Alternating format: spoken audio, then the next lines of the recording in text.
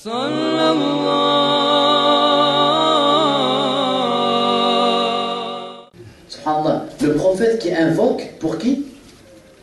Pour deux ennemis jurés de l'islam. C'était des grands ennemis, il invoque pour eux. Est-ce que ça nous arrive parfois à nous, on voit des gens dans la rue qui sont égarés, des gens qui font d'invoquer pour eux, ou des gens qui ont fait du mal, ou le juge dire Ya Rabbi Hdi. C'est ça le rahma. C'est ça la miséricorde. Regarde, Omar ibn Khattab va revenir à la religion. Et il va être un élément moteur, une pièce maîtresse dans l'histoire de l'islam. Un grand homme parmi les grands hommes. Promis au paradis de son vivant. Grâce à quoi? Grâce à Rahma de Dieu, bien entendu, et du prophète. Ar-Rahma. Ar-Rahma, quand vous la manifestez, elle fait des merveilles. Elle produit des merveilles. Vous imaginez, vous pardonnez à quelqu'un, vous êtes miséricordieux avec lui, ça le marque. Inch'Allah, je lui ai fait du mal, il m'a pardonné. Ça le marque. Ça fait des merveilles, Ar-Rahman. C'est pour cela que les plus beaux noms d'Allah, c'est Ar-Rahman Ar-Rahim, que vous récitez chaque jour, plusieurs fois par jour dans vos prières. Bismillahir-Rahman-Ar-Rahim. Alhamdulillahi Rabbil Alamin. Ar-Rahman-Ar-Rahim. Ça revient à chaque fois. C'est pour ça qu'il en a fait, Dieu en a fait ses plus beaux noms. Parce que si on sait mettre en pratique ces noms de Dieu, on va produire des merveilles dans la société. On va produire des merveilles. Le premier mot qui a pénétré l'oreille de Adam alayhi salam, c'était quoi? Ar-Rahman.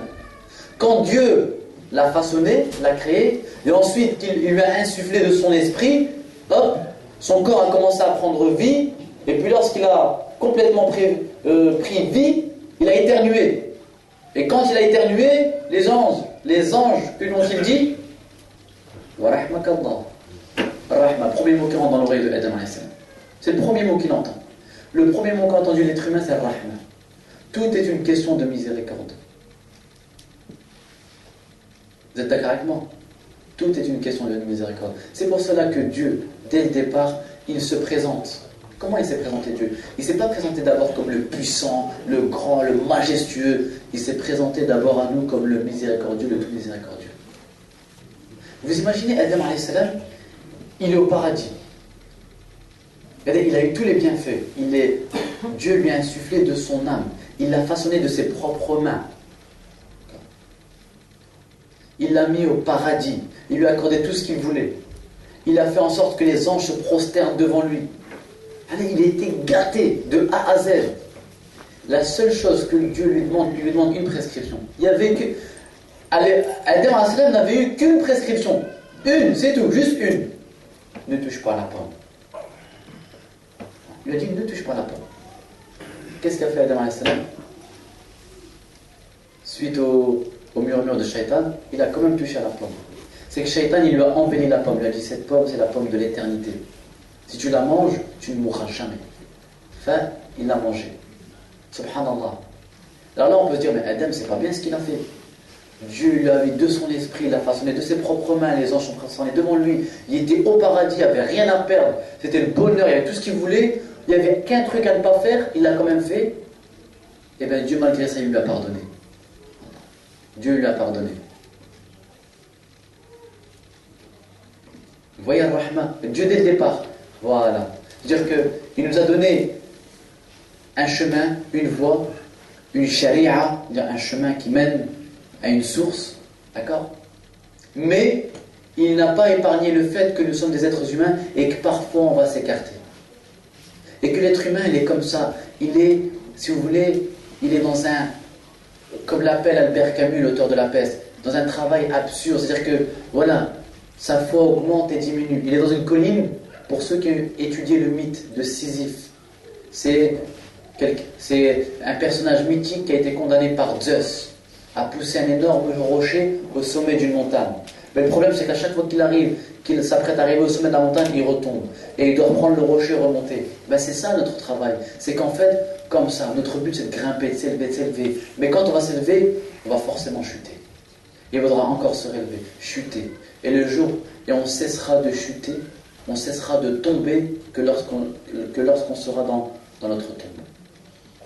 Ce n'est qu'à ce moment-là qu'on cessera de tomber. Mais tant que tu es en vie, tu vas tomber, tu vas chuter. Le but, c'est de te relever. C'est de te relever. Et te relever comment? En t'appuyant sur la corde de Rahma. la miséricorde de Dieu. Tu te relèves avec Rahma.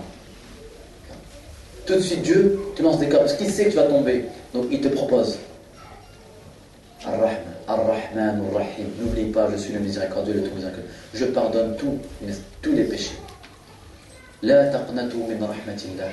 Fi surat az-Zumar. Ne désespérez pas de la miséricorde d'Allah. Inna Allah yaghfiru dhunuba kullaha. Dieu pardonne tous les péchés, sans exception. C'est ça le Rahman. Et ça, il faut le savoir, surtout pendant le Ramadan. Il pardonne tous les péchés. Parce qu'il y a des gens qui ont fini par désespérer, en particulier les jeunes. Ils se disent, mais voilà, je suis fini. J'ai fait ci, j'ai fait ça, j'ai fait des bêtises, j'ai été là. Je suis perdu, je ne peux plus rien faire. Et c'est faux. Même si tu as fait des années de prison, tu as vendu des kilos de drogue, tu as été en discothèque, tu as fait tout ce que... Si tu reviens vers Dieu repentant sincèrement, Dieu te pardonne tous tes péchés. Il ne faut pas désespérer de la miséricorde d'Allah. On commet des erreurs, c'est normal, mais les erreurs, c'est une école. Avec nos erreurs, on apprend. Avec nos erreurs, on transmet le sens du succès. Vous savez que le prophète, lui aussi, parfois, il a commis, entre guillemets, des fautes. Et ces fautes sont mentionnées dans le Coran. Parce que des fois, on va faire des erreurs, on dit, ah, Allah, on va voir, par exemple, l'imam faire une erreur, ou le président faire une erreur. Comment ça, c'est le président de la mosquée, il a fait une erreur, je l'ai vu en train de brûler un feu rouge, je l'ai vu. Mais attends, deux choses. Un, l'imam, c'est un être humain. Comme toi. C'est un être humain avec ses faiblesses, ses fragilités. Deux, son erreur, c'est une école qui t'indique le succès. Qui t'indique, qui te dit voilà ce que tu ne dois pas faire. C'est une manière de transmettre. Et si Dieu a mentionné même les erreurs du prophète dans le Coran, c'est pour nous enseigner. C'est une école. C'était pas pour le juger. C'est pas pour le condamner. C'était pour nous enseigner, voilà, les choses à ne pas faire. Abasa wa tawalla. An ja'ahu al-a'ma. C'est dans le Coran, ça.